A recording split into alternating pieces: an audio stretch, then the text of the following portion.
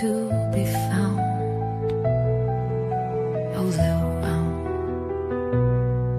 There's a shadow in the hallway, a photograph turned face down, a story everybody thought was over, still circling around. Somebody buried the answers deep beneath the blame, but secrets have a habit of calling out your name. You can lock the door, you can kill the light, but the truth keeps breathing in the dead of night, and the whispers keep calling through the dark again. Every lie leaves a fingerprint, every secret leaves a stain, and the deeper we wander, the less we understand. But the truth is still waiting just beyond our... Hello and welcome to Into the Weeds podcast here on Military Broadcast Radio. I'm Amber. Thank you for joining us. I don't know what happened to my daughter. She went out for a Father's Day gift and I haven't seen her since. So we'll see if she joins us. I hope everybody is having a good Father's Day weekend and that tomorrow goes well for the people who have fathers to celebrate, the people who don't have fathers to celebrate. I empathize with you because my father has passed, but I do have an amazing father-in-law, so we will be honoring him tomorrow. Thank you, Fluffy Muffin. It's good to see you. Alora, she forgot it was Saturday all day long. It's good to see Toxic Barbie, V-Nell, Joy, and the Case Dive. Thank you for joining us. Yeah, V-Nell, I lost my dad in 2010. I think so. Yeah, 2010. Yeah. So, and I lost my mom in 2015.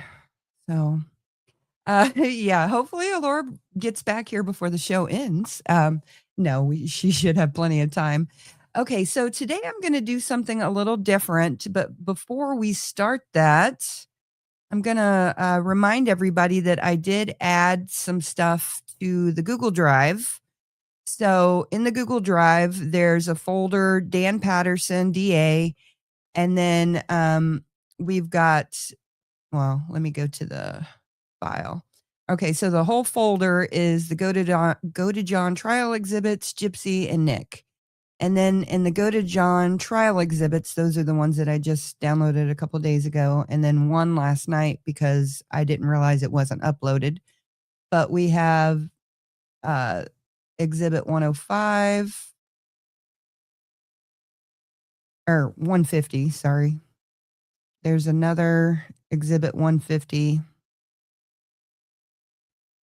There is Exhibit 187, and this is the one that I uploaded last night. I believe it's talking about the man who looked over Nick and psychologically and his credentials and stuff. There's 22 pages.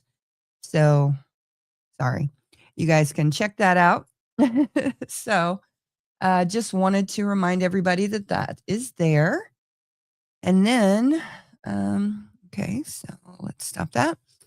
And then there are a couple of videos that I ran across today, and I thought, you know what, we should probably have a little segment where we start looking at some things that I find on TikTok or whatever, usually TikTok, because TikTok has some very interesting videos. So I'm going to show this first one. I thought it was pretty crazy. Heart-stopping video as a woman is attacked in a Target store. Are you okay? It happened Wednesday evening in Simi Valley. Within a matter of seconds, other shoppers got involved. He was choking her. Oh my gosh. She was almost dead. I don't know who's that guy. This woman came to help first, but was quickly thrown off the attacker. And that's when two men jumped in and fists started flying. We ran over to the actual incident and we just see one lady on the guy's back and then him just choking out another lady. Andy Garvey is in the blue shirt. He didn't hesitate to get involved. He looked homeless. He had like the most bloodshot demon eyes I've ever seen. He was definitely on something. Behind the camera, Garvey's 15-year-old son, who started rolling and protecting his 4-year-old sister. Imagine someone being behind you, choking you out. And she was even saying that she was trying to scream and no one was coming over. Police say the attacker entered the store around 6 in the evening, randomly picked out a woman and started choking her by the checkout counter. After the Good Samaritan got him off her, witnesses say he wandered to produce and attacked a 16-year-old boy, but Garvey had followed him. And there was a 16-year-old kid that had his back turned to him and had no idea. So then he started attacking him after. The 16-year-old, and then I jumped back in it, started fighting with him again in grocery, threw him down, broke it up. That is when police arrived. The suspect, identified as Rajion Tabor, was thrown to the ground and arrested. Police say he was just released from custody on Monday after being arrested in March for indecent exposure and assaulting an officer. Thankfully, the woman originally attacked is expected to be okay. Her family friends took her to the hospital. As for Andy Garvey, he had just a few scratches. I'm very proud of him. As his son and many here are thankful no one hesitated to get involved, as they know this could have ended differently. Because if he did not get involved in it, who knows what could have happened. Several people, including the police officer, said that the original victim could have died from being choked out if we didn't show up there in time. Wild to me. But I showed that because my husband and I were in a Walmart. I don't remember what state we were in, but it was on one of our travels, and it happened within the last 2 months, I would believe. We were in a Walmart and we were minding our own business, and all of a sudden this woman flew past us, and then a man flew past us, and the woman stopped a little bit in front of us and like turned around to run again. And the man turned around, and I looked at him, and I saw in his eyes that something was not right at all. Like at first I thought they were just playing around, but then I saw something in his eyes, and I looked at my husband and I said, please take care of that right now. And he did. And he ended up chasing the guy through Walmart all the way out into the parking lot. The guy jumps in his car. My husband's 6'6", 230 pounds. So he's extremely intimidating. And this guy was, in his early 20s, and he thought he was a thug, a gangster, whatever he thought he was. Some little silly white boy too. It was kind of funny. But what he was doing wasn't funny. He had actually taken the woman's phone, and he wouldn't give it back to her. And then he commenced to trying to beat her up, my husband said, because they were running through and a bunch of things happened. They get out to the parking lot, and the guy jumps in his car and then rolls down the window and is challenging my husband. And my husband's like, well, get out of the car. Come on. But I hope that we didn't make the situation worse for the woman going home, because she ultimately ended up getting into the car. And he was yelling at her about, who's this guy? Are you cheating? And all this stuff. And I felt so bad for her when my husband came back and told me about it. But yeah, this kind of stuff happens. And yeah, intervene if you can. But don't intervene, physically if you're not able to. Get somebody else. So, and then here's another video that I found today, and I thought it was interesting, and I'd like to help her spread her word or her message. So here we go. Please help me find my little sister. Her birth name was Amari Lorraine Blackwell, and she was born in San Diego, California on November 24th, 2002. So she would be 23 years old today. And I'm going to include some of the pictures that I have of her in this video. We were both adopted, but I was adopted by a relative and she was adopted by a different family. I don't even know if she knows that she was adopted. I believe that her adoptive family's last name was Burrows, and I also think that they had an older daughter and her name might have been Patrice. I'm not 100% sure on these details because I was only 5 years old when she was adopted. She was about 2 years old when she was adopted, and I'm not sure if her adoptive family lived in San Diego, but I believe that they might have lived there or near. I've been spending years trying to find her. I've used Facebook search groups. I've searched social media myself, and I even did 23andMe and Ancestry DNA, and I hoped that she would pop up as one of my DNA matches, but she did not. So now I'm coming to TikTok in hopes that she'll see this video, or someone who knows her will see this video and share it with her. And I'm just asking for you to please like, comment, and repost this video to help me find my little sister. And Amari, if you see this video, I just want you to know that I love you, and I've thought about you for my whole life, and I'm not trying to disrupt your life. I just want a chance to know you.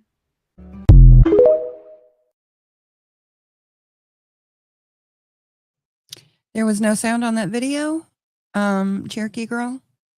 If anybody else heard that, please let me know. I'm not sure. But I think Alora's home. You can hear Oates barking, like always. So, yeah, I just wanted to help her out, spread the message. So, okay, you got sound, Toxic Barbie. Okay, awesome. So also today I went to an event in Moberly, Missouri, in honor of Kayla Huff. They're trying to do a scholarship in honor of Kayla. And so we went there. We had some really amazing pork tenderloin sandwiches, and there was a silent auction, and they had a poker game, and they may have done something else. I can't remember. But I went there, and we just sat with the community and ate, and my sister-in-law was there because she's part of the community. And so, yeah, I left my card with Kayla's aunt, and hopefully, you know, we can learn more about the scholarship and what they're trying to do, and more about Kayla's case. On the 23rd, Alora and I are going to be going to Moberly again, well, to Randolph County Courthouse. I'm not exactly sure where that's at, to watch the hearing of the half-sister of the boyfriend, of Kayla Huff's boyfriend. So we'll bring you more information once we go to that and check that out. So I'm going to start with our, thank you, Cherokee girl. You're sweet. I hope you're doing well today. So we're going to get into the documents now. Oh, here's Alora and Oates. Hey, guys. Oops. I haven't eaten since 7 a.m. Oh my God.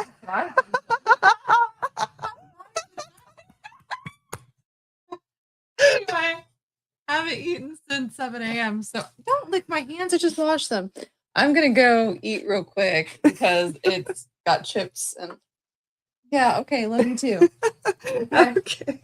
Go with your mom. Maybe we can edit that out. Oh, that was priceless. I love that. That was priceless. Okay. Oh my gosh. Okay. So now we're going to get into the documents again. And we were on page 208 of the documents in the case against Harvey Templeton in the murder of Athena Hogan. And so we stopped on page 208, and we stopped on, hey, Tony, good to see you. We stopped on line 11. So we're going to start there. And this is where Robert Taylor is being asked by Mr. Zelps, and that is Mr. Templeton, Harvey Templeton's lawyer, defense lawyer. And Mr. Tannery is the prosecutor.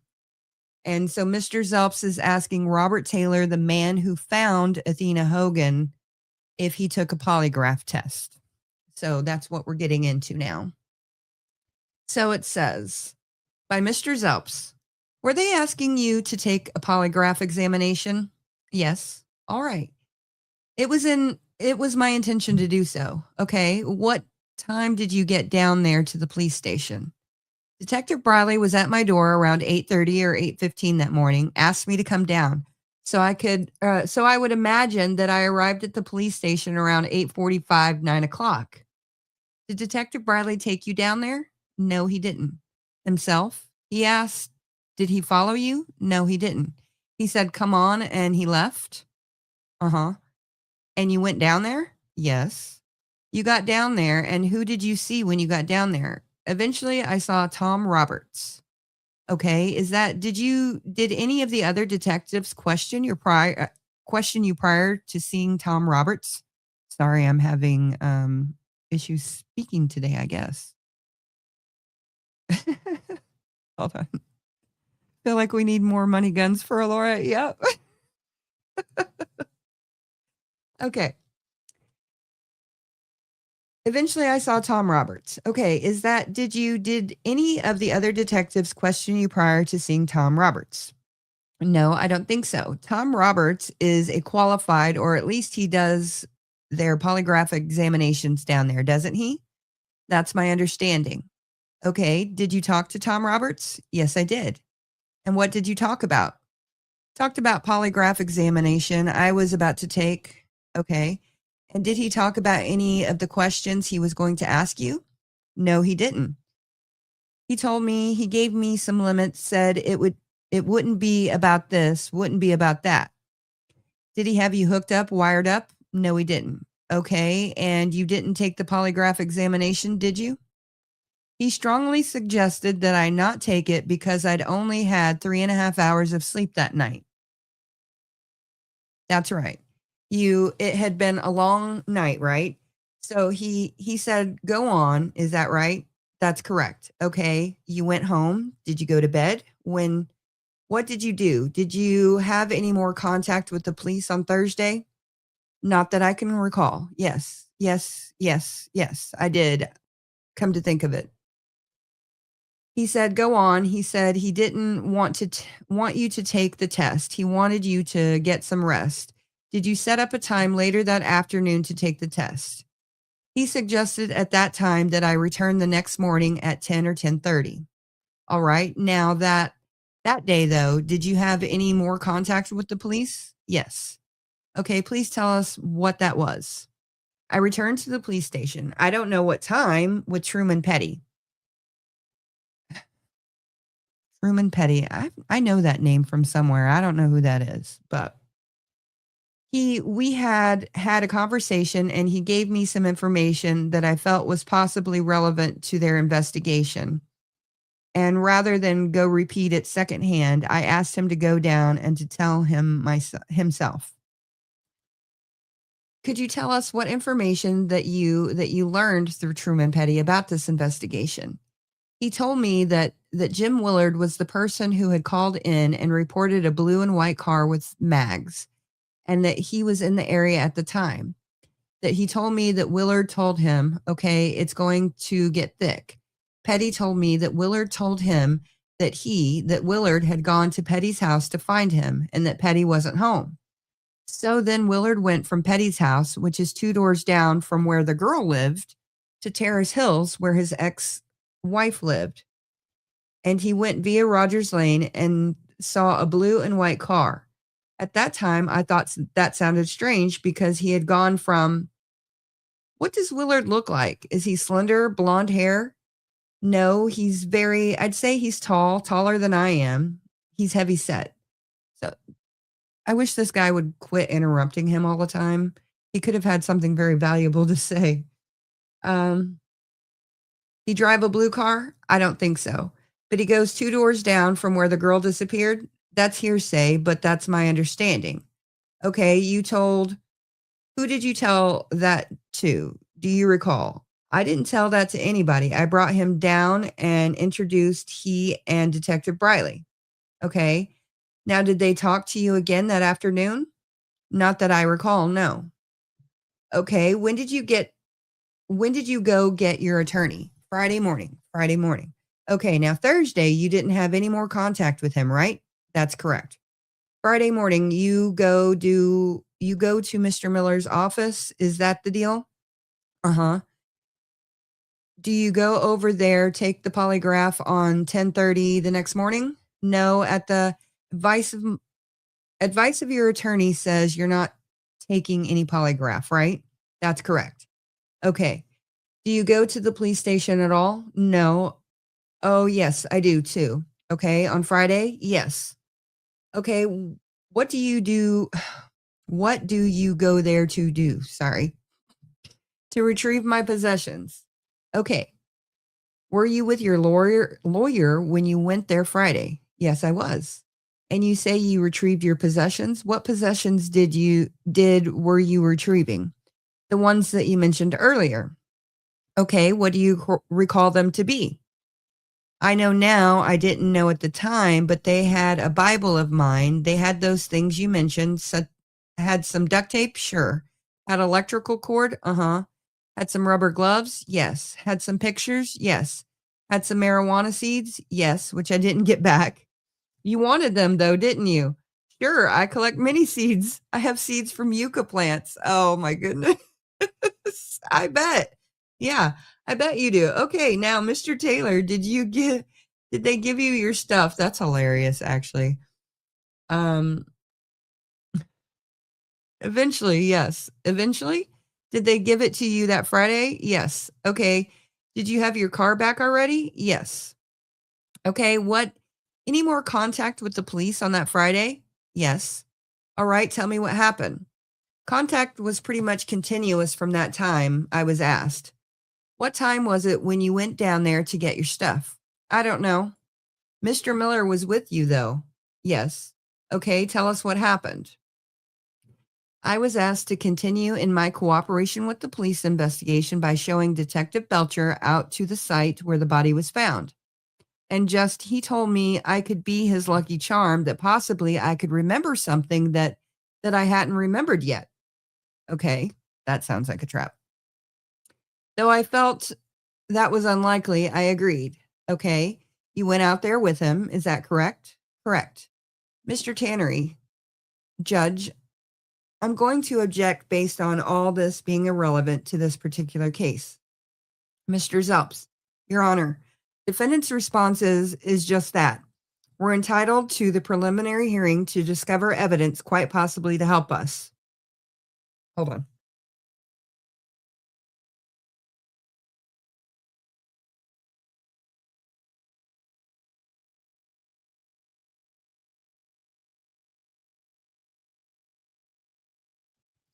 Sorry about that. Okay. Mr. Zelps, Your Honor, defendant's response is just that. We're entitled to the preliminary hearing to discover evidence, quite possibly to help us. Now we're entitled to discover information which the police already know through this man. At one time, he was a prime suspect. He was arrested and charged in this court. The court. I understand that, and I have allowed you wide latitude in your discovery. You have 5 minutes to conclude your cross-examination on this witness. That's kind of messed up. I don't understand that, but okay. Mr. Zelps, Judge, would you respectfully show my objection to that ruling? The court, I will. By Mr. Zelps. Now, Mr. Taylor, Mr. Zelps. Judge, can we take a recess for a minute? The court. When you finish with this witness, we will take a recess. Mr. Zelps. Judge, can't possibly get done with this witness in 5 minutes. If I've not been relevant with him, Your Honor, there's been no objections. The court. He's been on the stand, I believe, in excess of 4 hours. Now, for preliminary hearing purposes, that is quite sufficient. Now, we will conclude with this witness in 5 minutes. Let's continue. I forgot this was a preliminary hearing. Okay. By Mr. Zelps. Let's see. Mr. Taylor, you're out there at the scene with Detective Belcher, right? Yes. Okay. And you show him the beer can? No. You don't? They already find that? No, I'm sure that they'd already found it? Yeah. You told me that you was going to take them, show them where it was. No, that's not what I said. Okay. Did you tell them where it was? Yes. And did they look at it, find it? I have no idea. Don't know. When you're out there with Detective Belcher, did you find anything or do anything with him? No. Didn't find anything? No. What size feet do you have, sir? About 11, I think. Did they size any shoes from you at any time? No, they didn't. Did they ask you to make any prints or casts of your feet? No, they didn't. After you went out there with Detective Belcher, was your attorney with you when you went out there? No, he wasn't. Okay, what happened after that when you went out there to the crime scene? I left from there with Detective Belcher. He took me to my residence. Okay, what happened then? He was asking me how he could get a hold of Edmund Trim. I gave him the information. Okay, what else? Detective Wells drove up. Okay. He and Detective Wells had a conversation while I waited in his car. He came back to the car and asked me if I would come down to the station and continue in making a written statement of whatever it was that I had told them. All right. Did you do that? I told them that I had been making a written statement for my lawyer that I could go ahead and finish it and allow him to photocopy it. Did you go down to the police station and do it or just finish it at the house? I went down to the police station and took my car. Did you write a report down there also? No. Did they arrest you at that time? I'm actually going to put this in front of me so that I can see this better. Okay. No. All right. What did you do down at the police station? Maid, I was waiting, and while I was waiting, the court off the record. A short time later, the following proceedings were had to it. Detective Belcher had asked me to bring in the bag of evidence, things that they considered to be evidence at the time. Asked you to bring it back to them. Sure. Okay. And did you bring it back to them? Yes, I did. All right. What happened then? He left with the bag of evidence. Okay. When did they arrest you, Mr. Taylor? Around 8:30 that Friday. Or around 8:30. That Friday? Yes. That Friday night? Yes. Where did they take your car back in possession and reanalyze it during that day? Yes, they did. Sir, isn't it true that when they went out to your house, you had your sleeping bags washed and were hanging in the court? I appreciate it. Mr. Zelps. Okay, hold on. Did we miss something? Oh, this is 218 and it jumps to 222. I wonder why. No, it jumps to 221. The court. I appreciate it. Mr. Zelps. Yes, sir. Mr. Tannery. Oh, I know what it is. By Mr. Redirect examination by Mr. Tannery. So this is re-examination of Robert Taylor by the district attorney or prosecution. What time did you find the body? I would estimate it was approximately 9 o'clock. Okay. Mr. Tannery. That's all. The court. Anything else along that line? Mr. Zelps. Judge, I have a lot of questions for him, but I understand the court's rulings. I do not want to release him from my subpoena because I anticipate I'm going to call him back. It will be on a different area. The court. Anything else? Okay, Mr. Taylor, you're excused. You're familiar with the rule that I told you about, and it's not necessary for you to remain in the building, but you need to be available in case you're recalled. Mr. Zelps, Your Honor, Mr. Miller, if Mr. Zelps will just call me, I'll make him available. Mr. Zelps, sure. All right. Thank you. The court. All right. Court will be in recess for 15 minutes. Okay. Let me move this back over so I can see people. Okay. So, yeah. No discrimination to the gardening. Well, back then they definitely did. Alora, you're brave. Chips. And oh my God, don't chew there. Yeah, right? I forgot. When she said chips, I completely forgot about that. She's crazy.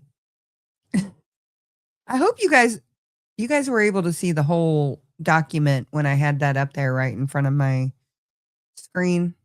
I hope so. If not, my bad. Okay. Okay, we're starting on page 222. Upon reconvening, the following proceedings were had to wit. The court. I want to get all these other police officers in here, and I'm going to excuse them to be on call other than the 3 or 4 that you expect to call next. Quiet in the courtroom. Okay, now Mr. Tannery. Your next witness is Mr. Tannery, Cecil Davidson. The court, Cecil Davidson. And then after that, Mr. Tannery.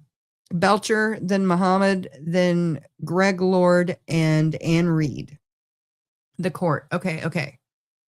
All you other witnesses do not need to remain out here in the hallway or even in the building. If you can leave, if you'll leave us a number where you can be reached and be ready to come back up here in 10 minutes, wherever you are. And those other witnesses, Mr. Zelps, judge, the court. Yes, sir. Mr. Zelps, may I make a suggestion? This guy. I know it's the police officers I don't have a problem with. There's some other witnesses that are subpoenaed that are not police officers. And I would request them to be here by 4 o'clock. If this case is continued, then you can instruct them as to when they should reappear. The court. All right. Haven't gotten there yet. Welcome in, Angelica. Kung Fu Panda. Good to see you. Okay. So, Mr. Zelps. Yes, sir. Excuse me. I'm sorry. The court. Everybody that I am getting ready to excuse, if you'll check back at 1:30, you can call up here to the witness center and then also check back at 4 o'clock. And you'll need to come back up here at 4 o'clock in case we do continue it. I'm going to order you to appear back in lieu of further subpoena. So everybody other than the witnesses that he's named off that are getting ready to testify, you're excused. Just let us know where you are and be ready to come back up here within 10 minutes.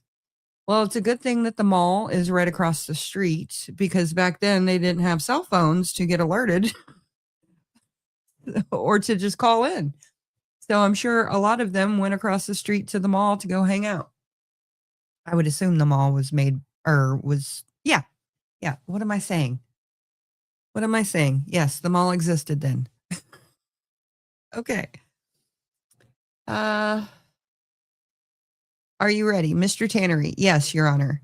Mr. Zelps? Yes, Your Honor.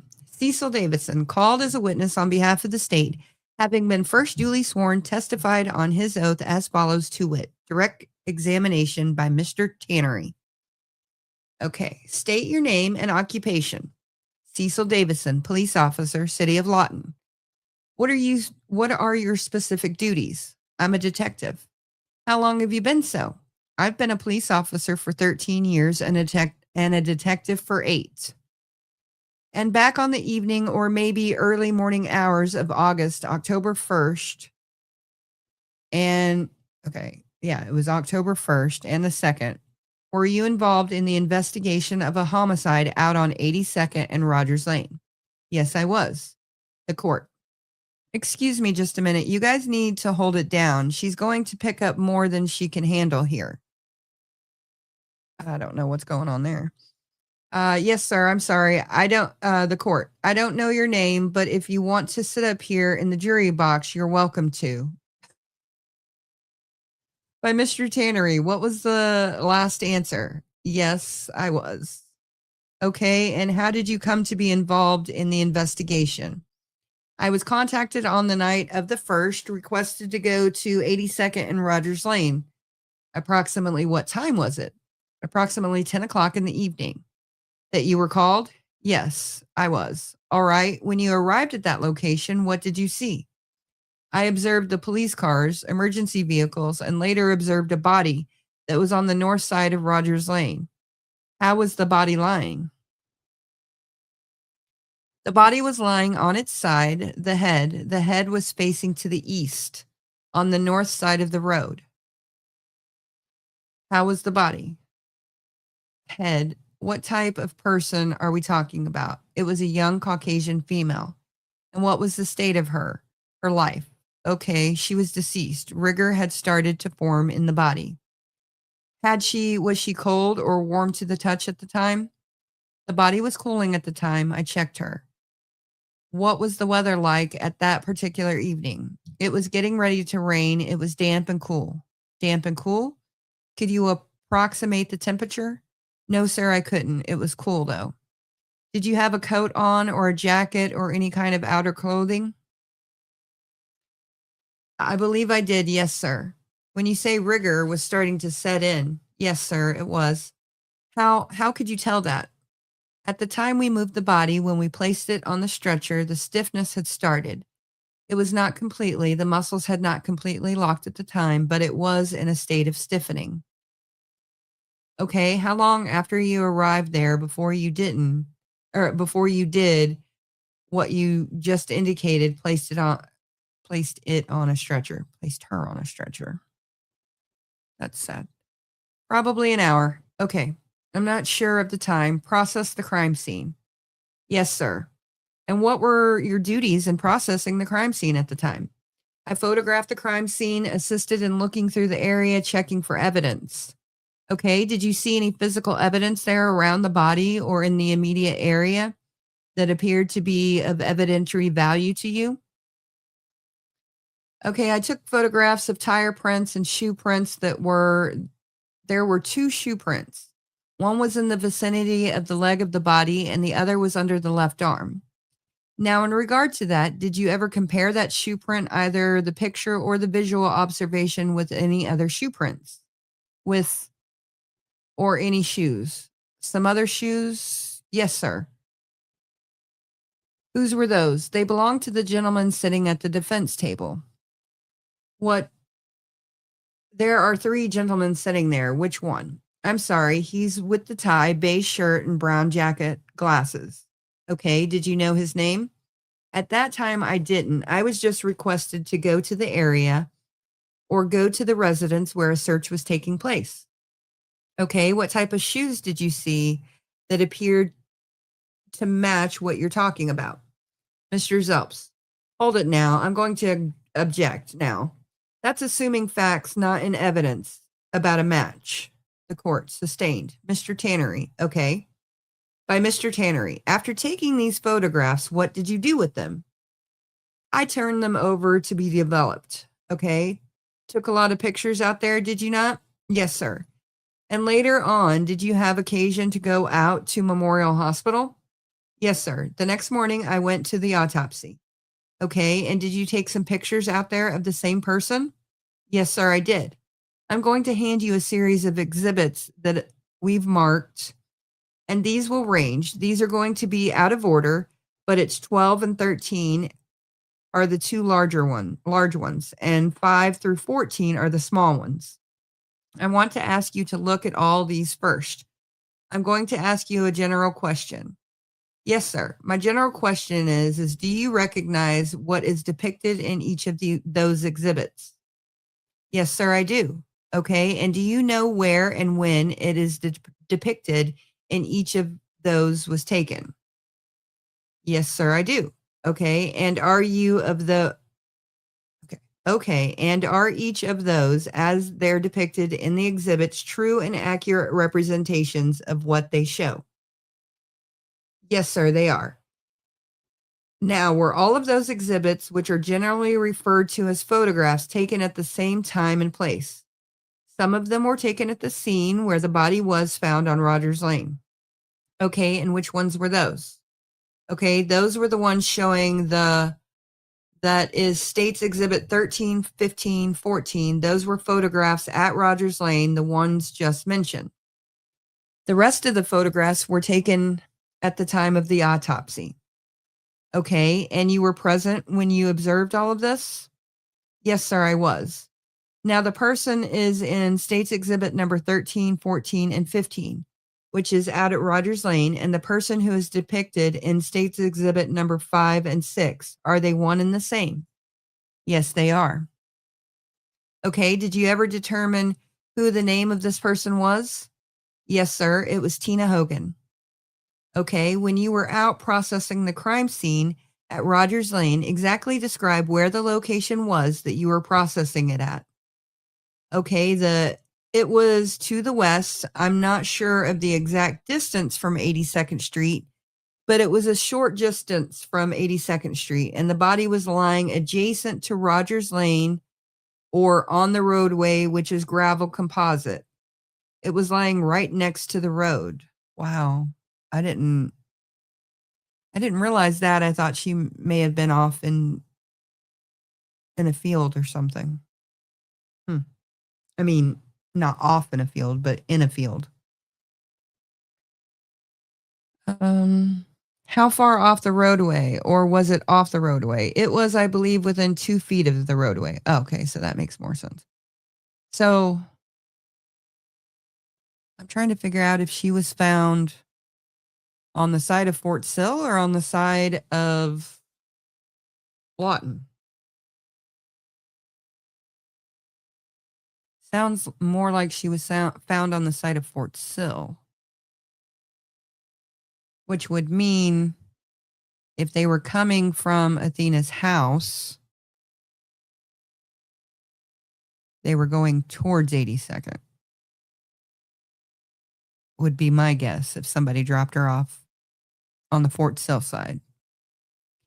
If they dropped her off on the Lawton side, it would make more sense that they would be coming back from another site or coming back from a meandering way of getting there or something like that.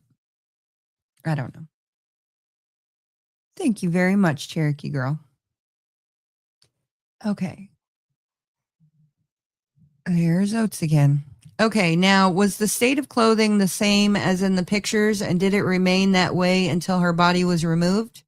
Yes, sir. The state of clothing remained the same until removed the next morning at the autopsy, as in State's Exhibit 13. Okay.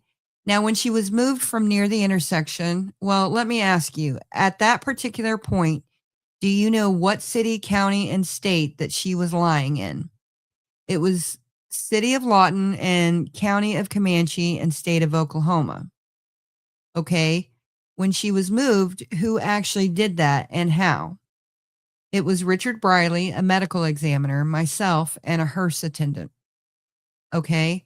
How was she moved from that area? Okay. We obtained a sheet from the hearse attendant. It was taken out from taken from the gurney that they removed from the hearse. Where did that hearse come from? Do you know? I'm not sure. I think it was Becker's. I'm not absolutely sure on that.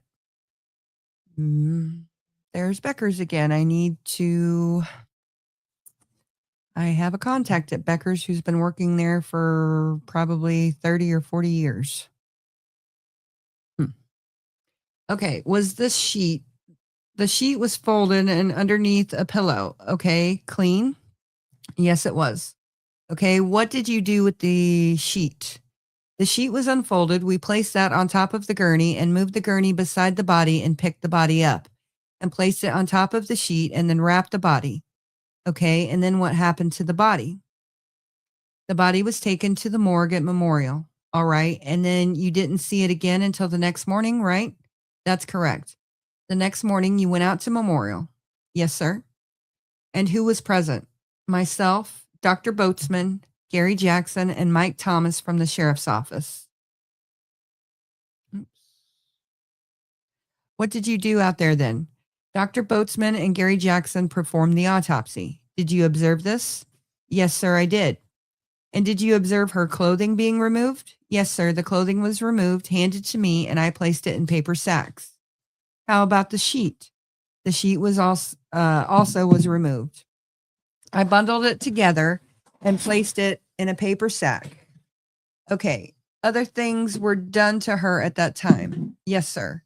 Like blood and so forth? Yes, sir. The autopsy was performed. Okay. And did you gather other evidence and turn it over to anybody? Sorry. You keep talking. Well, I can't read if you're in front of me. Well, say check 1, 2. Check 1, 2, 3. 1, 2, 1, 2. Sorry, I just turned it up real loud when we did a meeting the other day. And okay. Sorry. Yeah, we do meetings all the time. Yesterday I was super busy. I had a live with Joel on MBR. Then I had a live with Nancy. Then I had a meeting, and then I had another meeting. I was busy, and then there was another meeting. And then there was another meeting that was canceled between all that. I worked today, and then I went out to get Father's Day gifts and a birthday gift. And then I got Pancheros. And when I was leaving the parking lot, I got a notification that Into the Weeds is going live. And I'm like, what? I'm like, oh, yeah. Oopsie. Whoops. House Pancheros. I've never had it before. It's better than Chipotle, or at least the one in town. Our Chipotle in town sucks. Well, Chipotle sucks anyway. It's okay. For only $20, I can get a Keith Morrison cardboard cutout. I just have to drive to Blue Springs, Missouri. I don't know where that's at. Let's see how far away that is. That'd just be funny. I don't know what happened to my For the Danny plot. DeVito one. I don't know what happened to it either. What did I say? Blue Springs? Yeah, It's 116 miles away. for $20. Yeah. Although I've been trying to save my money. I didn't buy anything for several days, and that's like good for me. Okay. Mhm. But I'll see if there's something I can do out in Blue Springs. But anyway, we're gonna be going to Moberly a lot within the coming weeks. Yeah. And in Moberly, they have an $80 Alf phone, and they're normally like $150. Uh-huh. So I'm thinking that's an investment for my future. Like a little fuzzy, like landline Alf phone. Mm-hmm. I don't know. It's cool. I know you're obsessed. I like Alf. Yeah. And ET. I'm surprised you haven't gotten an ET Actually, there's an tattoo Alf yet. right there too. Actually, I put a down payment on one when I lived in Florida. Oh yeah, I forgot. Yeah, it was supposed to be like the fingers or whatever touching, and they're like, well, if we make it this fine line, it's not gonna stay, so we have to do it really big. And then I was like, fuck, I don't know. Like, yeah, whatever. And then I never went back to the place, so they kept my down payment. And then I came up here and I brought up the idea to a tattoo artist, and they said the same thing. And then like somebody recommended like that as a tramp stamp, and I was like, no. I want a tramp stamp. I just don't want the ET tramp stamp. So yes, I did pay for one, or partially for one, and I didn't get it. So no ET tramp stamps for Alora. Hello, Elizabeth. Hi. Okay. Sorry. So, you want since I've been pulling the load, you want to read? Yeah, my gums don't hurt at all after eating the. Oh. No, it's all good. I ate chips, but I'm not just gonna sit here and be like, No, okay. Although I don't know how long I'm gonna be able to hang. I'm sorry, guys. I'm sorry. Okay. Yes, Sarah. I obtained all the evidence from the autopsy and carried it to OSBI. What did you do with the clothing and the sheet and that you placed in the paper sack? They were all sacks. They were marked, closed, and all were placed in one large sack, and I carried that one large sack to OSBI.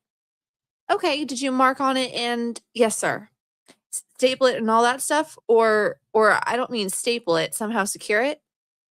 Yes, sir. I sealed it with fingerprint tape. Hand you what we've previously marked as state's exhibit. They fell off. Mr. Tannery. I'll have to remark this one in just a second, Judge. The court. All right, off the record. A short time later, the following proceedings were had, to wit. Questioned by Mr. Tannery. First, here's a state exhibit number 40. Press that tab a little tighter and I'll ask you if you can identify it. A. State's exhibit 40 is the paper sack that I placed all the items from the autopsy in Miss Hogan's clothing, then sealed it with evidence tape, placed my initials on it, and placed the date on it.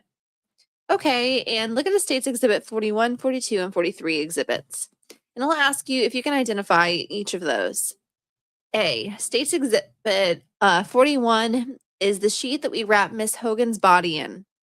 It is sealed was sealed and marked the same way as the outer sack. State's exhibit 41.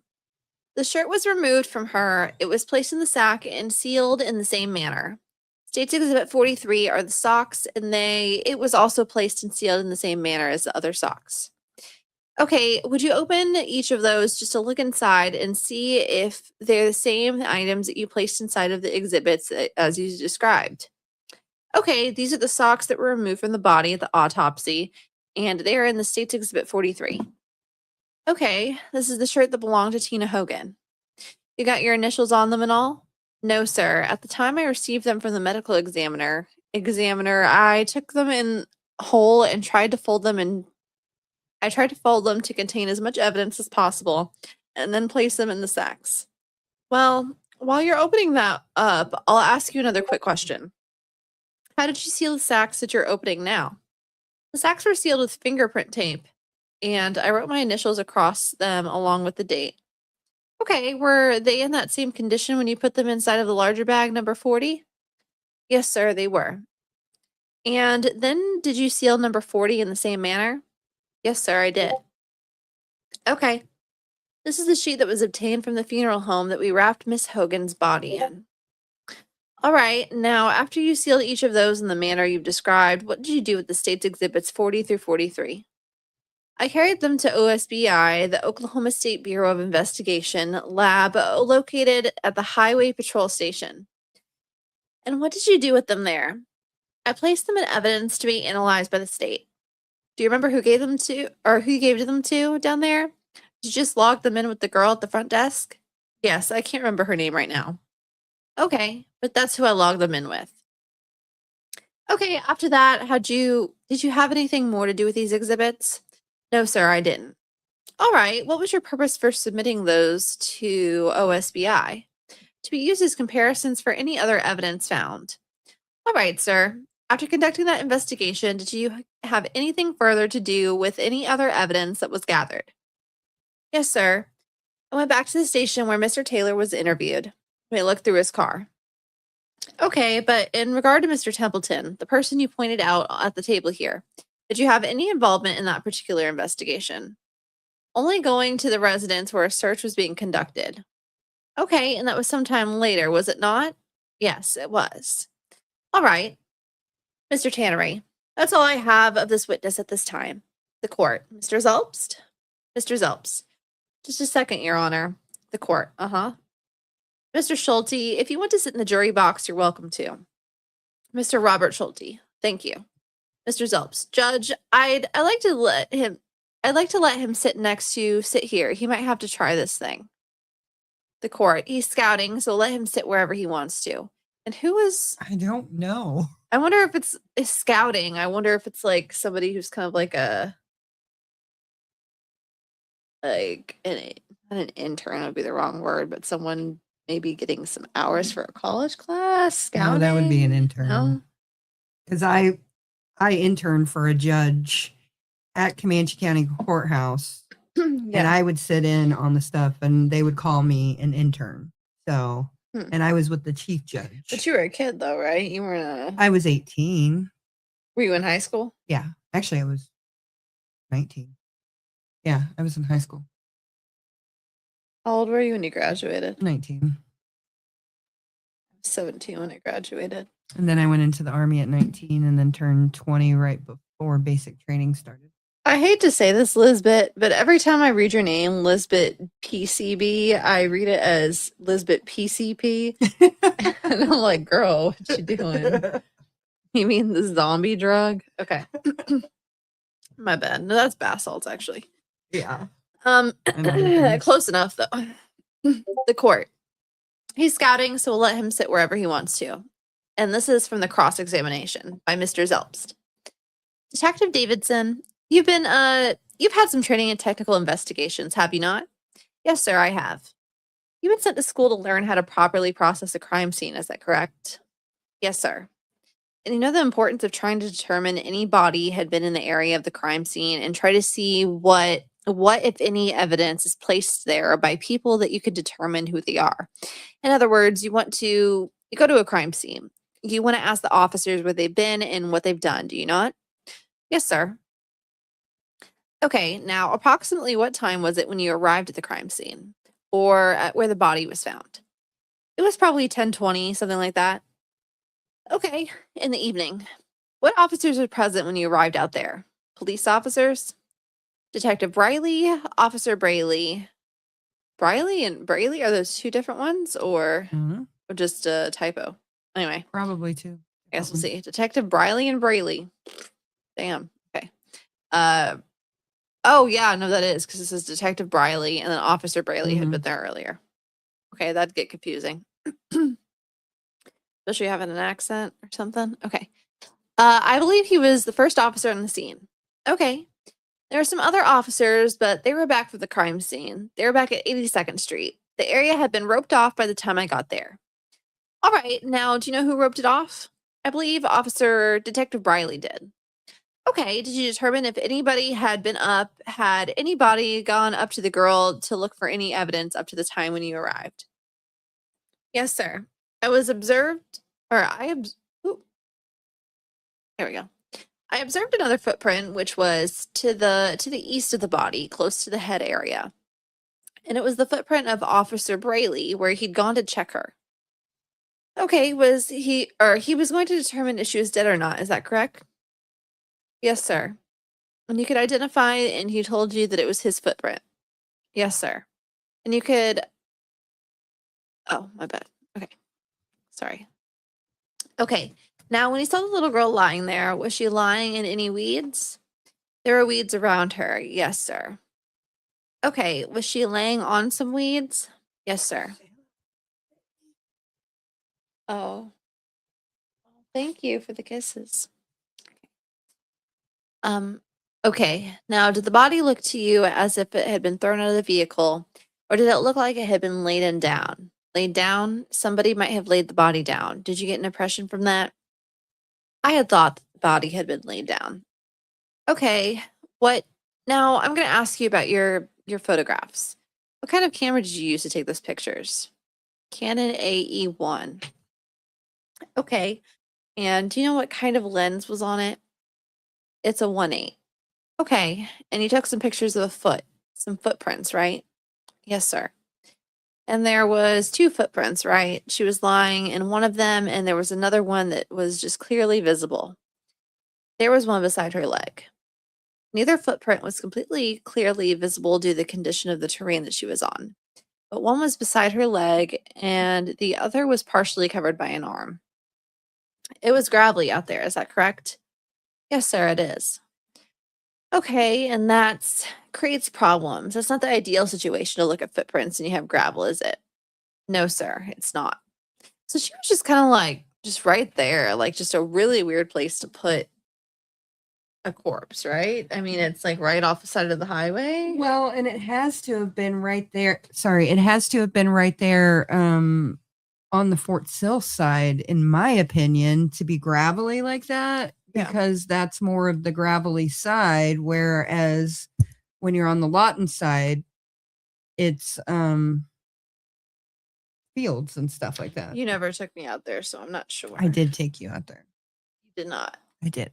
We drove past. We went to a gas station that was right there. Okay, well, you didn't say, hey, this I is. did. Okay, whatever you say. Maybe it was one of the times where we were stressed out at each other Probably. driving. No, this was when Dad was with us. Oh, so this was like 2 years ago. Yeah.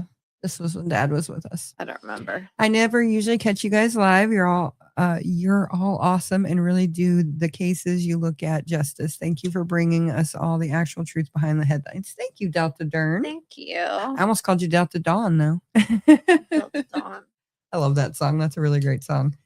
And actually, the guy who wrote that, it's about his mom and her ghost or something like that. She came to him and asked him to write the song or something like that. I don't remember. Really? Yeah. Pretty interesting. It just occurred to me that we're not talking to anybody, so if that's sitting on my jaw and hurting me, I don't have to wear it. Yeah, there you go. There we go. Sorry. I was like, man, I might have to leave, but might make it a little better. If I need to read, I'll do it. No, I should be fine for now. Sorry, I showed up late. It's all good. Hold on before we start. So Cherokee Girl said that tomorrow is the longest day of the year, sunset at 8:06. My family used to have a summer solstice party every year. Really? I wish I was a part of something like that. Dad would be like, no, none of that witchcraft bullshit. I would totally celebrate. I summer remember solstice. being like 7, 8. And winter solstice. It'd have been 8 years old, probably. Anywhere from 8 to 10. I remember going out and to my uncle's property, and him and everybody in the family would come out. We would have a big bonfire. There'd be lots of bikers and lots of crazy stuff going on. Sounds fun to me. So, but yeah, we used to get together every summer solstice and have a huge party. Wow. Their friend is actually at Stonehenge for solstice right now. Oh, wow. That would be very interesting. That would be a good time. Mhm. Yeah. Okay, so Okay. anyways, I saw this video and it was like, did you know Stonehenge is just off a highway? And it was like somebody driving past and It it's like, is. wow. Yeah, I didn't realize it, but when I've seen You quite don't a have to few, hike out to it or nothing. Yeah. Sorry, we've never been out of the country. Well, you have been I've been once, out of the but country. I've never been out of the country, so I don't know what to expect. I've been to Jamaica, but no, it was not on a cruise ship. It was for a missions trip. I would We built a love- school, I would, and they didn't tear it down afterwards either. I would love to go to the country. I know in some places it can be a lot even cheaper than like going on a vacation around here. Just get Yeah. the right, Mhm. the right tickets. If you get the right tickets and the right hotel price, yeah, Evan knows how to get the right tickets. I know. I know your uncle is awesome. Anyway, he can spend the least money possible. He's on that. Well, Delta Dern, I would love to go to the UK. My bucket list is Scotland. And, well, actually, my bucket list is to take a British tour. Well, we've driven 8 to 10 hours for random people out here, you know what I mean? So everything's a lot closer together in the UK. So we could probably make a tour. Anybody want to hang out? Hey, let's go here and there. And it's fine. We're already used to driving a lot. But anyway. Well, and so FIFA is happening, Yeah. right? I wasn't paying attention to FIFA. I've never paid attention to FIFA. But all of the excitement and everything, but they didn't realize how far everything was from each other. So like the Oh, yeah. stadiums and stuff like that. So I can't imagine being thinking that you're just going to be able to drive a little ways to get to another stadium and then realizing, oh yeah, that's like a 3 or 4 day trip.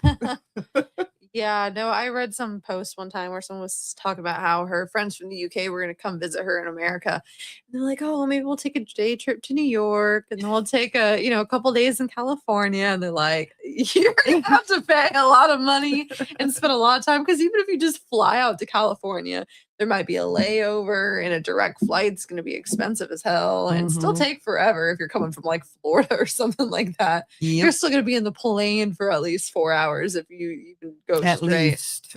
I've never been out there. My one of my coworkers, he's driving out to California because he's from there. He's going right now. He's like, I really want to go. It's like I really want to just make it a straight through trip, but I have kids, so I don't think that's gonna work. He's like, I think we're gonna have to stop. Yep. And So- traveling with kids is lots of fun, let me tell you. Oh yeah, and I was a pain in the butt kid. Just Yeah. like my father. Exactly.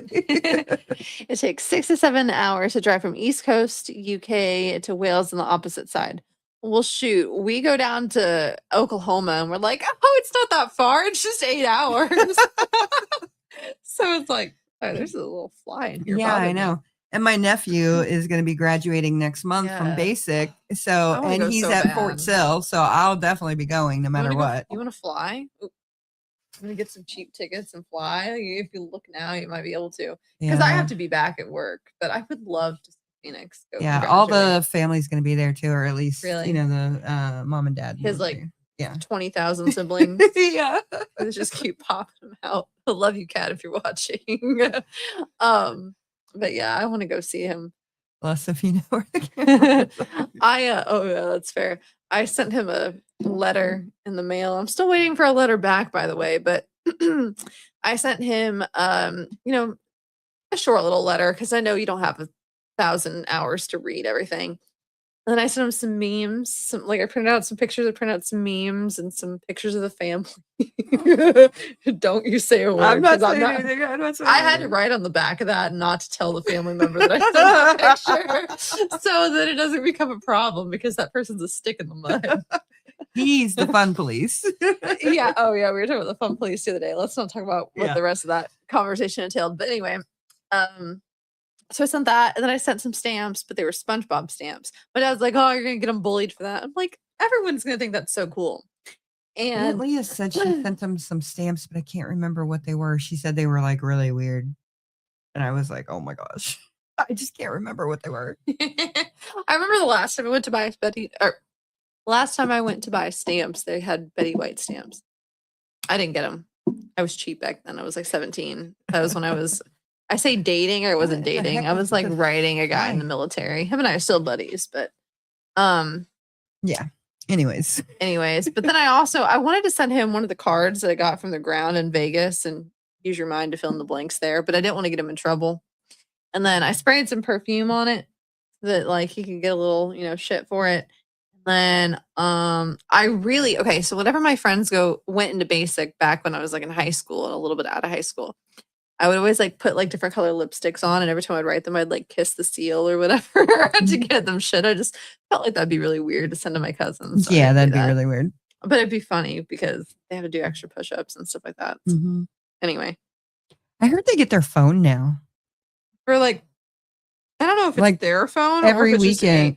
I don't know if it's their phone or just No, a phone. I heard they get their phones on the weekends for a so me certain sending- hour, so- a certain few hours. So me sending memes doesn't mean shit. Let me see if he's opened up my message. That would be insane. No, because I remember when my best friend was in, he got to call me at the very end of like, let's see, Phoenix. No, 4 weeks. He hasn't. I don't know. That's what I heard on. I think Joel told me that. Somebody told me that. That's not kid. Well, no, I think that Kat told me that he called like a couple days before I. Well, yeah, you get phone privileges. You get. I phone thought you didn't get privilege. them until way later. No, you can get 'em. What? Yeah. Because whenever my friends called, they called like at the very end, and one of them really wanted to talk to me.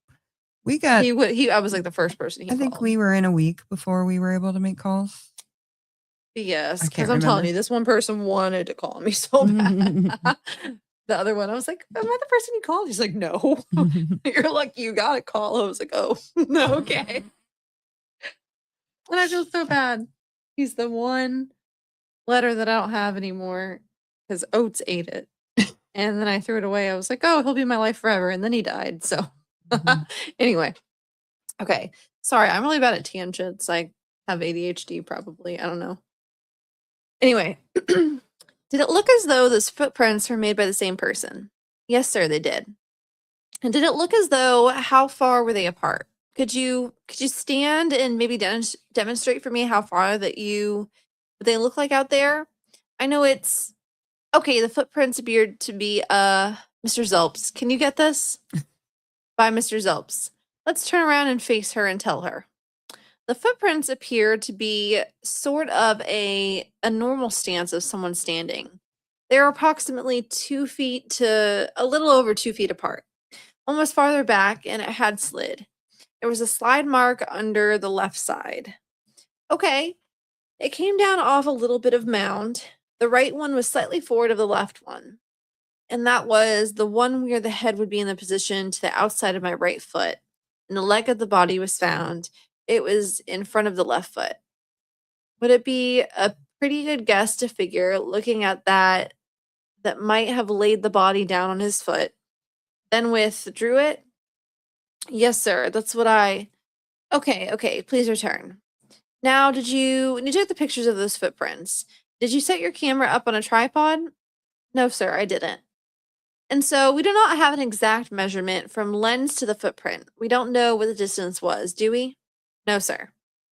You'd agree with me, if we had the distance, there's a formula that you can use with that picture to calculate the exact size of the foot if we knew the distance.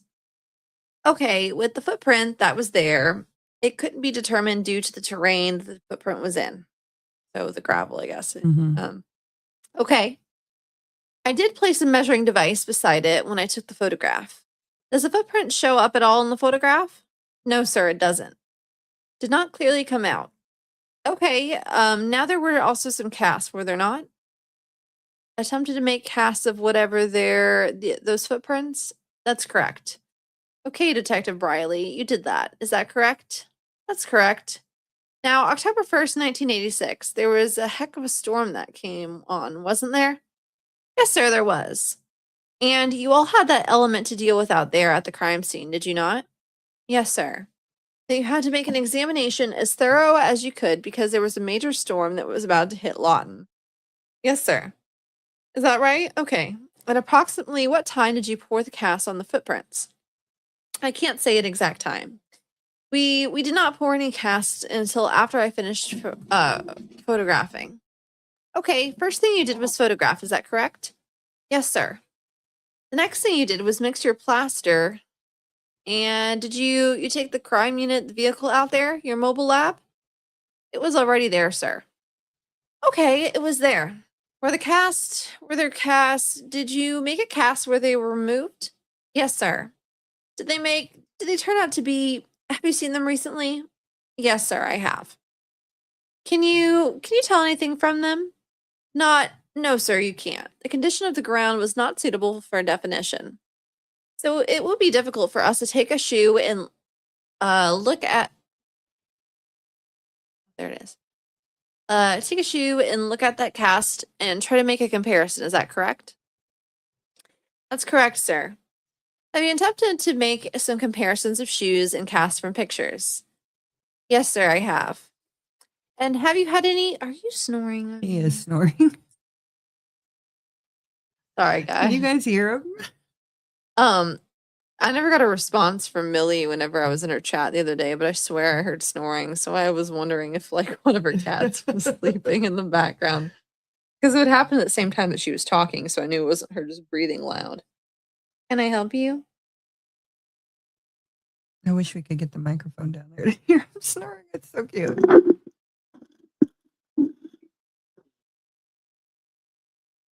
You hear him? No, he's not snoring now. He's got. Oh, there he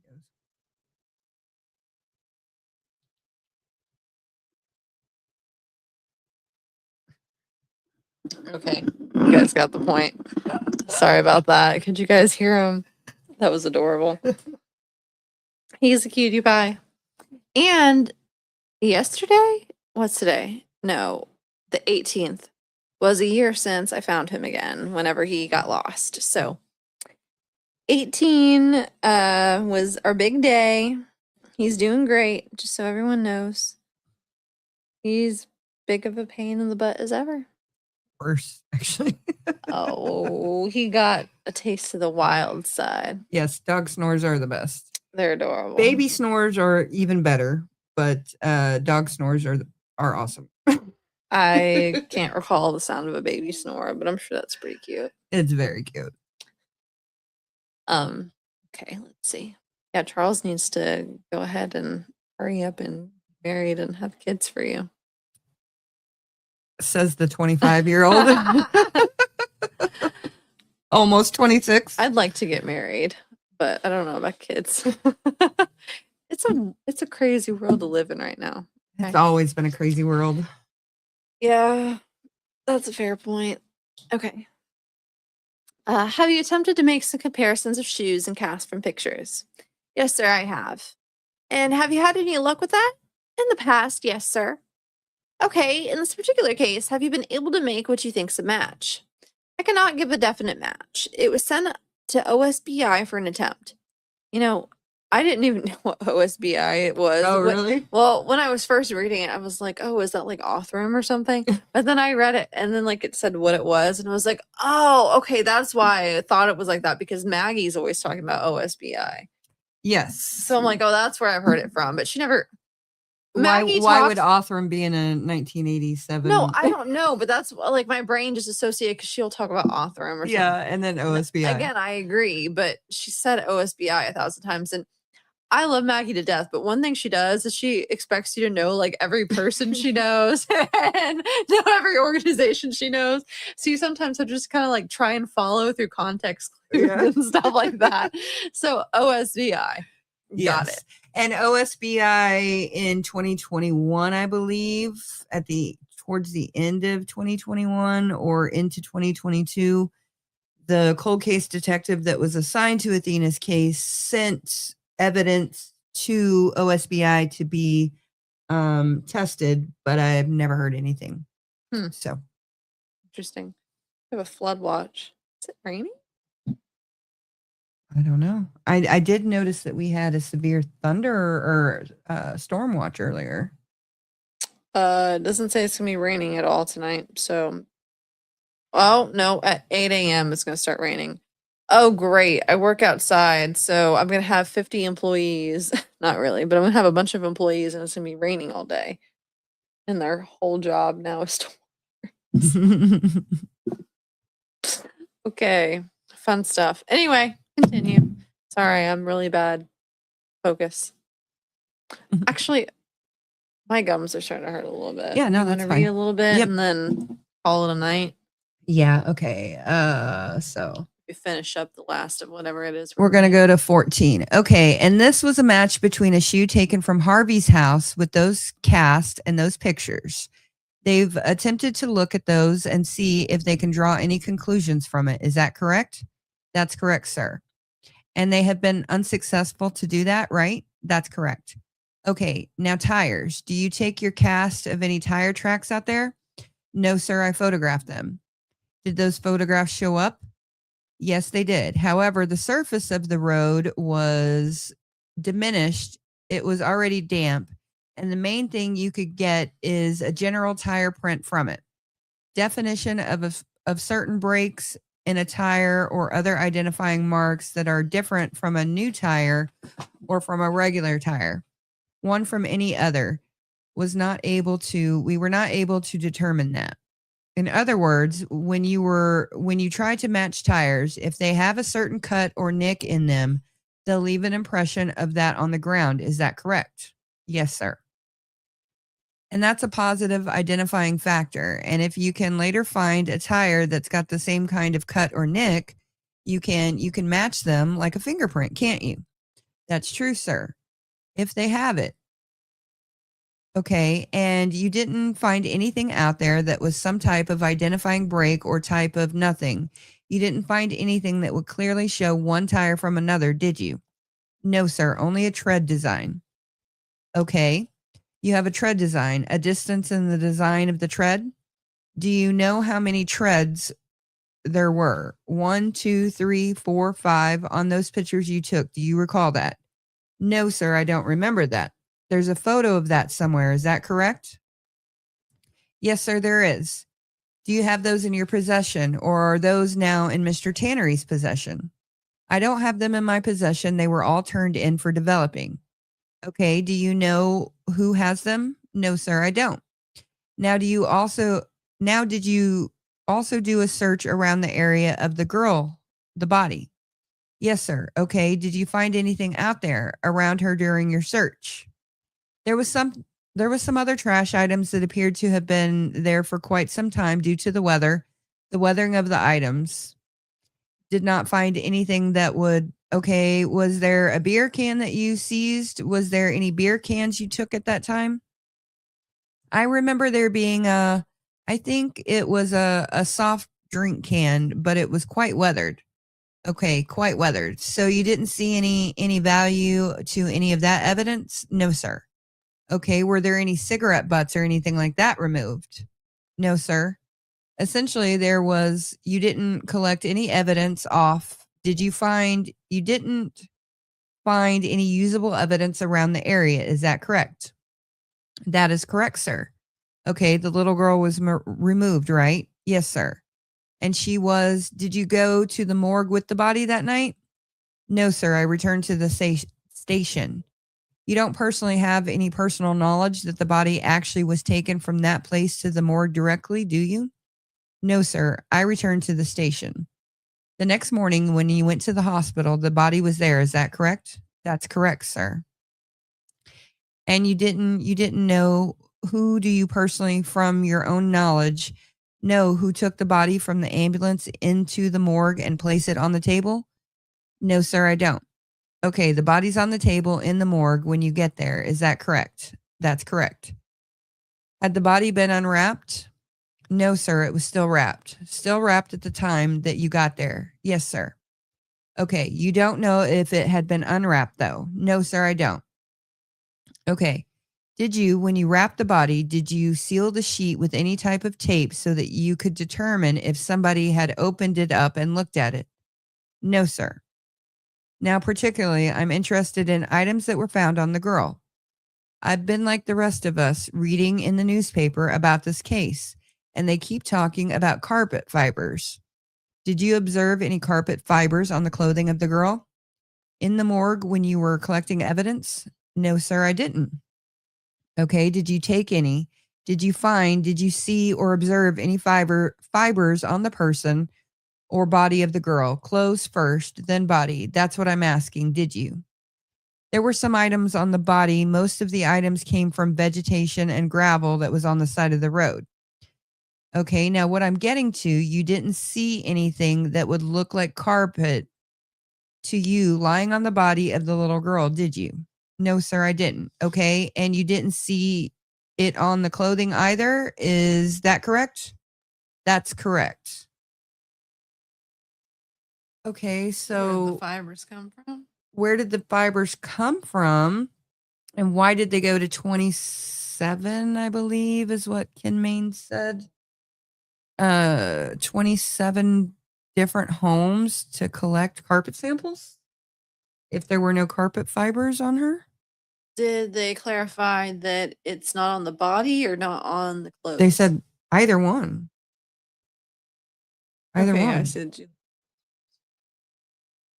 I mean, maybe he didn't fully examine it, and then Maybe somebody else found did. it. Okay, let's see what happens. Because I feel like the coroner's naturally going to look more at the body rather than the clothes. Hello, good to see you. Hello, Ivana.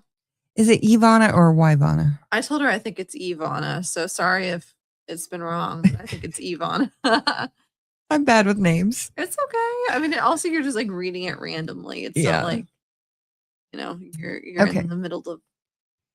Did you attempt to examine when you uncovered it? Did you examine closely to determine if in fact there was some type of forensic evidence such as carpet fibers that would aid in the investigation? Did you look at her clothes carefully before it was taken off? Okay, looking at the body, I did not see anything that was to the naked eye that would be readily identifiable as coming from one place to another place. You're correct, Laura. Okay. Ivana. Cool. Good. I'm glad that I'm Okay. right. I will remember Sorry that. about Sorry. No, but you remember that we had the conversation. Yeah. It's like, I think that's Ivana. Okay. Like in other words, if there would have been a trying to look around, usually I've got a string hanging on something. If there had been a blue string laying on her body, would you have taken that and preserved it? Would you have not? Yes, sir, I would have. And so if we had a piece of carpet, you've seen shag carpet where heck, the carpet comes out of there and you know how it looks, shag carpet, a piece of it or something. If you'd seen something shag carpet or a piece of carpet on the clothes, you would have taken it. Is that correct? Not from the clothing. No, sir. I wanted to get the clothing intact. Okay. You would have left it in. You would have left it on the clothing like it was. Yes, sir. Okay. If it would have been on the body, you would have retrieved it and preserved it. Yes, sir. Now, how did you look on when the little girl was laid there and she was unwrapped, the sheet was unwrapped, was she laying on her back? Yes, sir. And so you could have a clear view of her chest and her sides, whatever you could see. Is that correct? Yes, sir. On that shirt, did you look on the shirt carefully for any evidence? No, sir. At the time it was removed, I placed the sack underneath it and we rolled it into a ball. So in other words, you didn't do a search of the clothing first. You helped them remove it and then you tried to preserve it just as best you could. Is that correct? That's correct. Okay, and did the same things with the socks. Is that correct? That's correct. You took that out to the OSBI and that would have been Thursday sometime, submitted it. That was I believe later that afternoon. Yes, sir. Okay, that afternoon. That would have been like October 2nd. On October 2nd. Yes, sir. Okay, now you did some other things also, did you not, concerning this investigation? Yes, sir, I did. Okay, and one of the things you did was you helped examine a vehicle owned by Robert Taylor. Is that correct? That's correct, sir.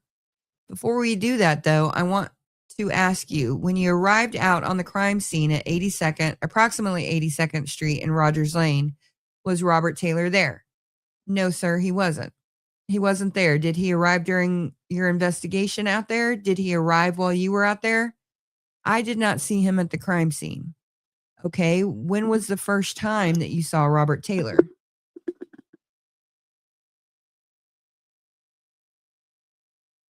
Sorry, keep going. You're just making a lot of sound. Let me go. At the police station. Okay, when I returned. Now, prior to you returning to the police station, had you had conversations with the officer who had talked to Robert Taylor? What I'm getting to is, how did you find out who Robert Taylor was?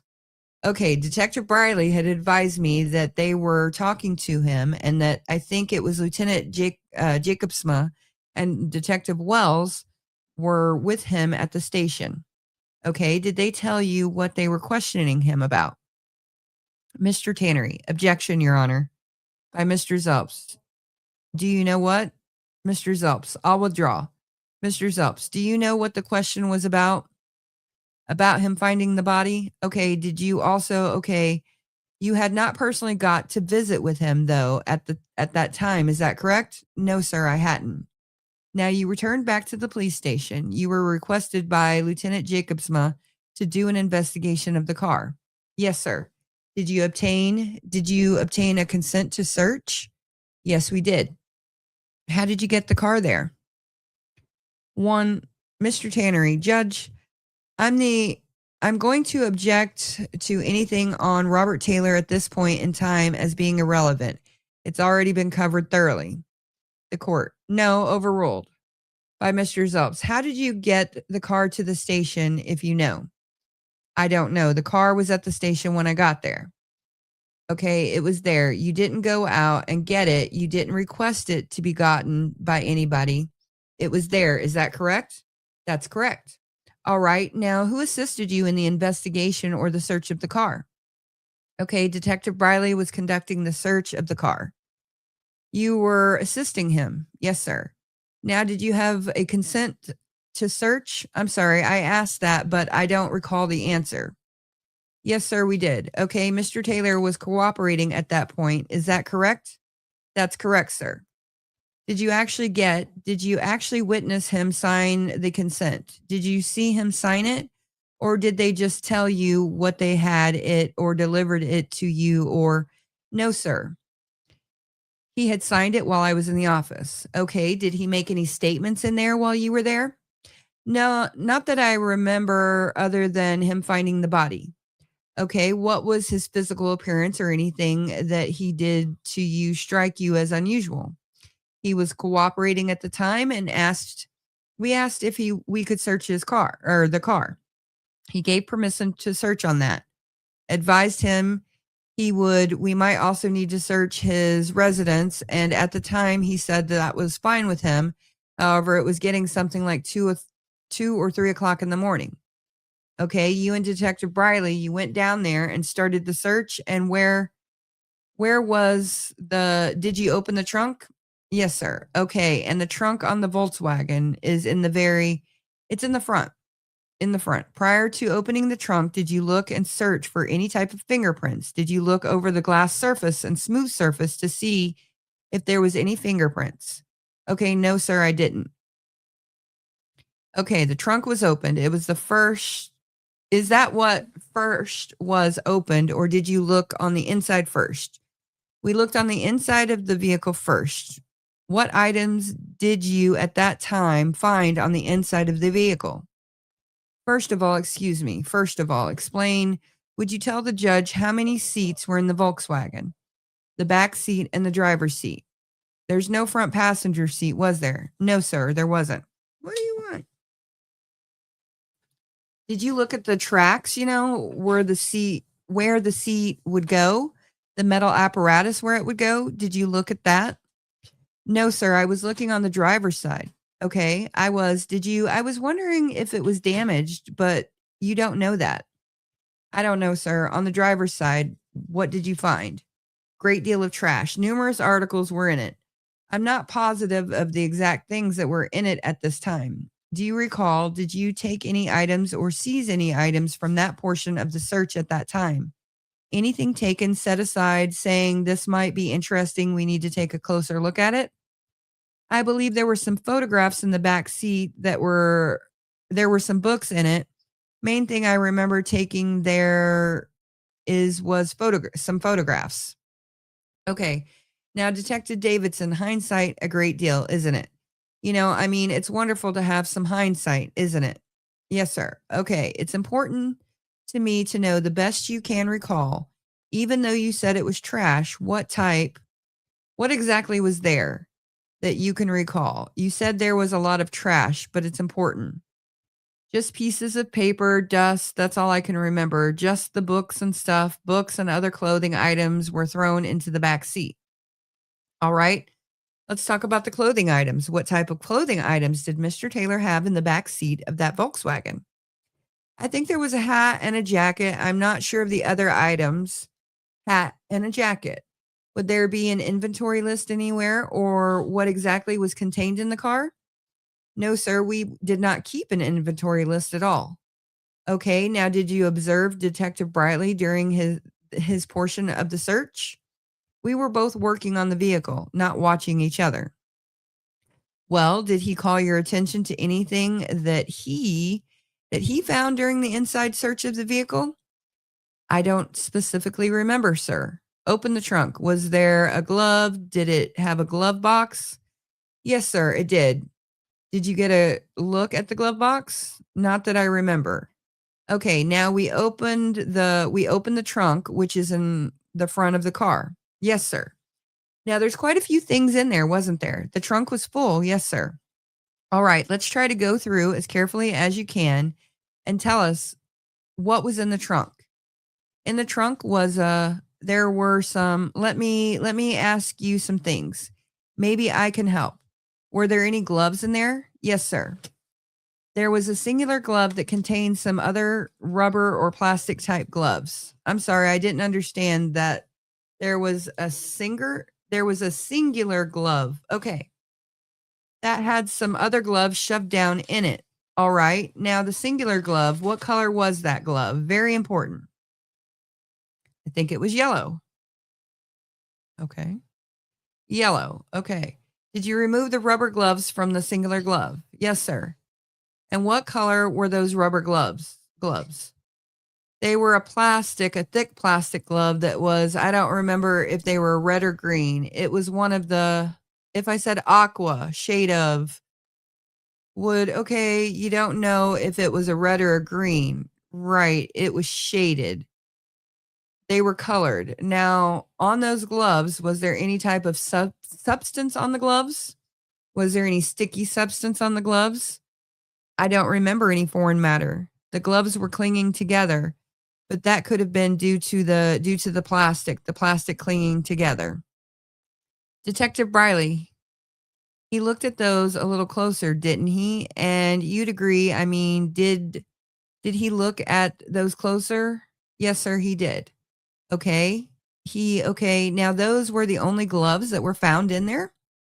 Plastic ones. And then that singular glove, is that correct? As far as I remember, yes, sir. Those gloves, you could put your fingers in the gloves. I mean, they were the kind that had finger holes. Yes, sir. Now, out at the crime scene, I don't mean to back up. When you looked at the little girl, did it appear to you that she had tape across her mouth at some point in time? Yes, sir. It appeared that she had something that was constricting that was placed across her mouth. Could you still see the sticky substance or the part of the undercoating of the tape on her? I could see the indentation of where the tape had been. Okay. What I thought to be tape. Okay. Now, in the hood of Robert Taylor, was there tape? Yes, sir. There was a roll of duct tape. How many rolls of tape did he have? 2 rolls of duct tape. 2 rolls of duct tape? Yes, sir. On the little girl, when you examined her at the crime scene, did it appear that she had been whipped with something? At the crime scene, the bruises on the body appeared to be a half circle. And then the next day at the autopsy, the other half of the circle had developed to where you had a crossing circle two crossing circles. Would that indicate to you that the girl might have been whipped with something? The body was damaged by something. I don't know what. Did you find inside the trunk did you find an extension cord? Yes, sir. I did not think the extension cord would have caused the damage due to the size of the whip mark on the body that I'd seen earlier. The extension cord was heavier, and to me, it was thicker than what would have been used. Okay. It was taken out, maintained just in case. Okay. You didn't have a chance to measure that cord and measure the bruise marks on the little girl, though, did you? No, sir, I didn't. Okay, there's some photographs up here, and I don't know if, like, State's Exhibit number 9, State's Exhibit number 7 shows some pretty good bruising, doesn't it? Yes, sir. She was beat with something, wasn't she? Yes, sir, she was. Now, did you also find in your search of Robert Taylor's car, let me ask you this first, on the little girl, could you see the bruising around her wrists at the time that you saw her out there? At the time we saw her out there, the bruising had not shown to the naked eye. The indention of bindings were on her wrists. It was obvious to you that she had been bound at the wrist at some point. Is that correct?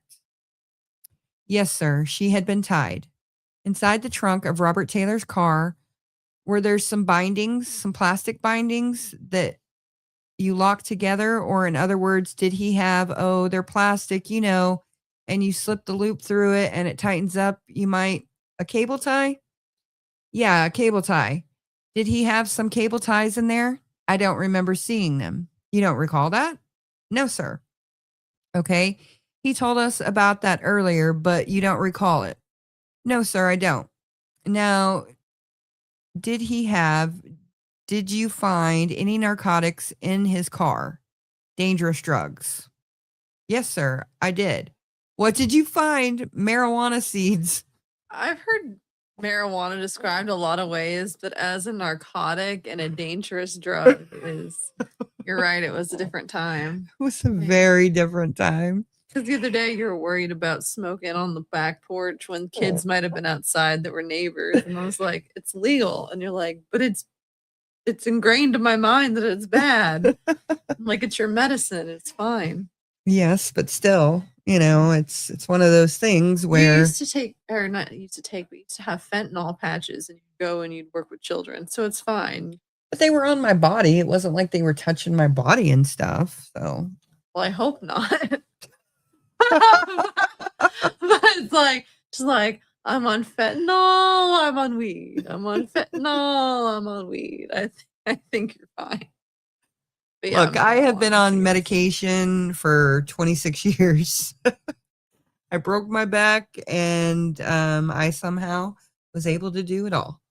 So, dude, not for 6 years. Yeah, 6.5 years, actually. I wasn't able to do crap then. No, you were not. Okay. Is there anything else, or do we want to call it a night? I'm not feeling very good. Let me just finish this one part. Bit. Yeah. Sounds good. Okay. I'm not trying to rush anybody. It's just it's been rough. I haven't talked too much the last few. Yeah, no, I get it. Okay, I'm going to go back to line 21. Now, did you find any narcotics in his car? Dangerous drugs? Yes, sir, I did. What did you find? Marijuana seeds. And where were those at? They were in plastic bags at various locations in the trunk. Oh, he had a lot of them. Had more than one bag of them. Yes, sir.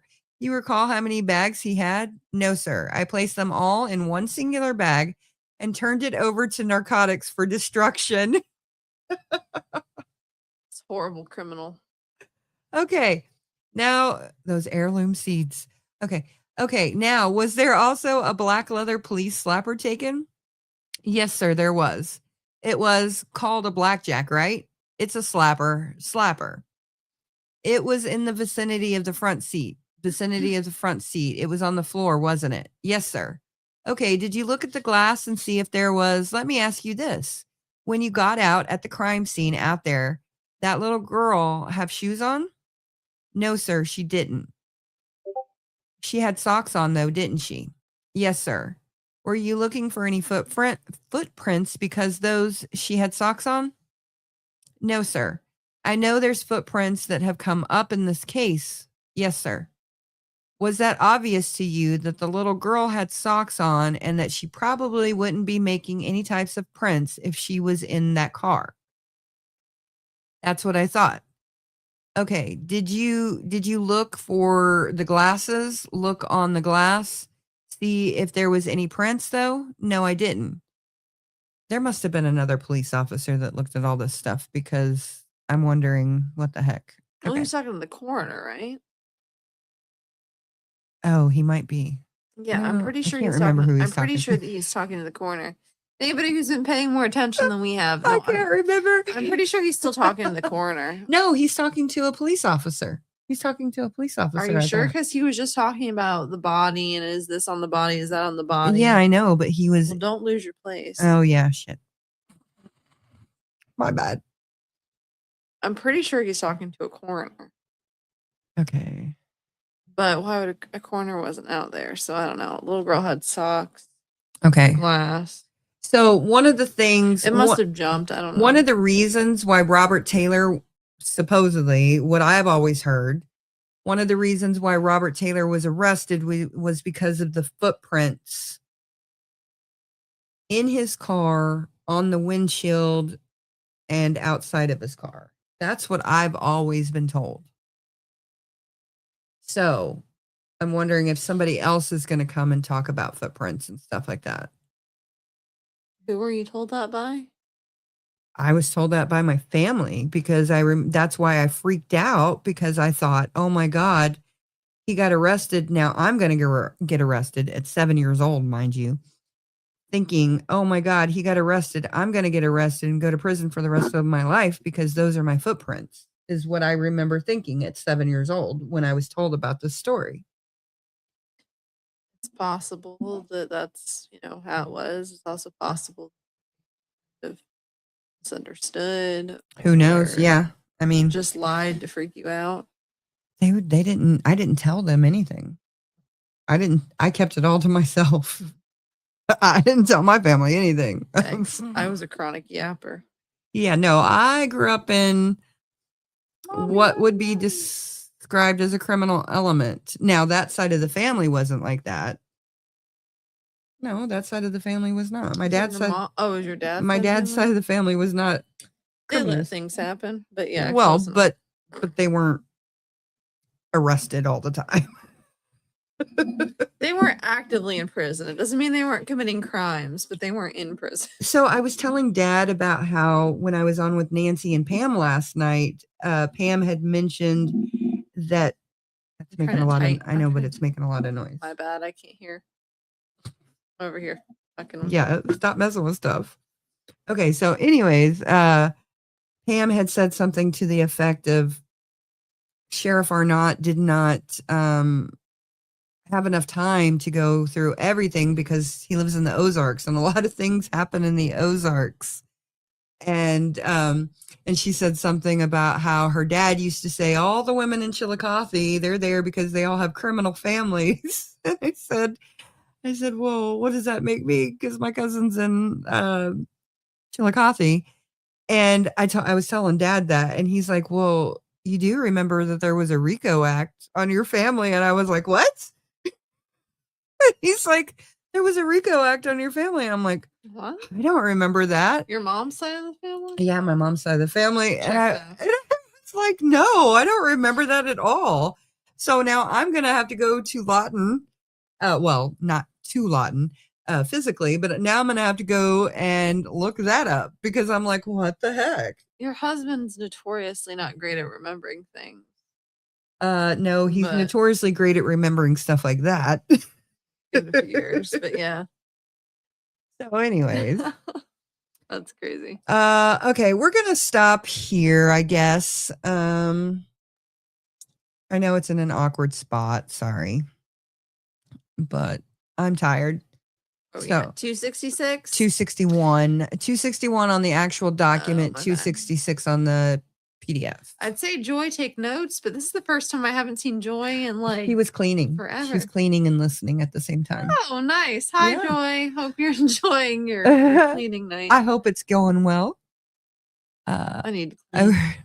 Yeah. Well, yeah, there's a lot of things I need to look up. But I was just shocked when Dad said that to me today. I was like, no, I don't remember anything about that.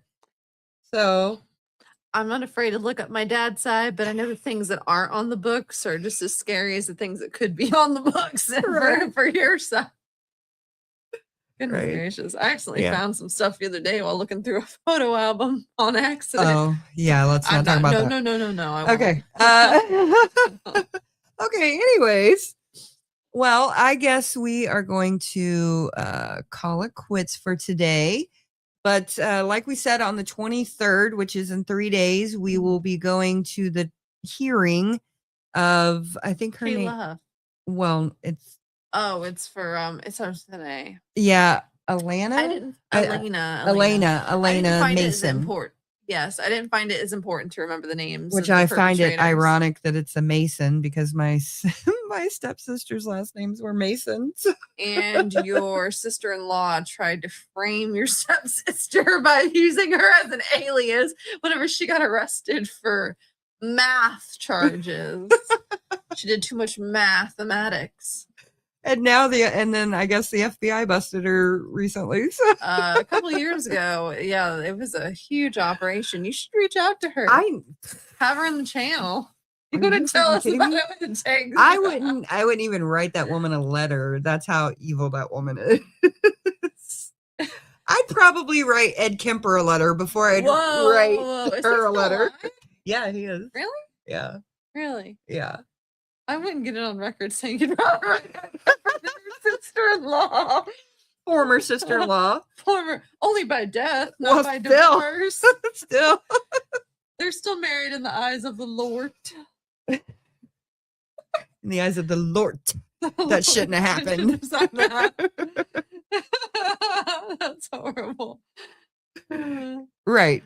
I never liked math at all. I failed math multiple times. So did I. I got held back in the 4th grade for math. I never got held back because thanks Hillary Clinton. But if I would have gotten held back all the times, it probably should have been. Yikes. Especially after my homeschooling days. Yeah, and when Hank comes on here, eventually, hopefully, Hank Lank from TikTok, he did my ancestry and he found out that my great grandfather was a person who pretended to be a doctor and then went missing for a while and all kinds of stuff. On which side? On my mom's side. Checks out. On my mom's side. My grandmother's father. It's your mom's side that's always at the scene of the crime. Yeah. And Dang they've gotten away- Poindexters and Melroses. They've gotten away with a lot too. Oh. Yeah. Yeah.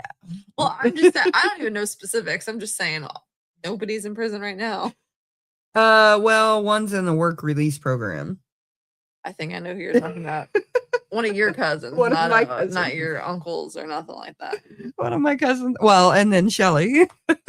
Well, Shelly's Shelly. So. Yeah. Okay. Well, yeah. Fun facts. Sorry, I probably said way too much. But Yeah, when you start dropping names, I'm like, girl. yeah. Oh well. Somebody's gonna get mad at you one of these days. Probably. I know. I can't say much about your dad's side of the family at all. So Oh, because they watch them. yes, my other family doesn't watch. It's okay. They're not as criminally inclined. Yeah, no. I'm glad I got a chance to check in and hear about Athena's case. Do you have any personal opinion on who killed her? So honestly, recently I found out that Ronnie Miller Jr. beat Athena's mother about 2 months before Athena was murdered. And Ronnie Miller Jr. Beat her almost to death and to the point where she couldn't actually testify against him. So he ended up getting away with it. And come to find out, the man was raping and molesting women and kids and it was boys and girls. And he, from my knowledge, what I heard is that this is what I heard. Don't take this as fact. This is what I heard. I heard allegedly, I heard that Athena's family leans heavily towards him. That's what my uncle said, but I don't know. And so yeah, and I just found out about him actually being part of the equation recently when I started covering Athena's case. And that man, Ronnie Miller Jr., his dad owned my family home and we were buying from him. So he or one of his representatives would come to the house to collect the money every month. So yeah, I don't know if Ronnie Miller Jr. ever came and collected or not. Glad that you never had any bad run-ins. Yeah. My preacher grandpa went to prison for 8 years for running moonshine. That checks. What a silly reason to get arrested and go to jail. Yeah, or no, prison. really, especially. Not saying your grandpa's silly. I'm just saying it's silly to arrest somebody over moonshine. Yeah, totally. I can go to Macadoodles right now. Yeah, and get some moonshine. I can get banana moonshine. I can get apple pie moonshine. Well, the Moonshiners made it, or that show, The Moonshiners, or whatever it was called. You know, there had to be full of crap because how are they? Yeah, but I think they brought moonshine into the market. Really? Yeah, to the public market, from my understanding. So, anyways, That's when you were just paying attention. yeah, You okay, didn't really drink alcohol for 20 years. yeah. 15 years.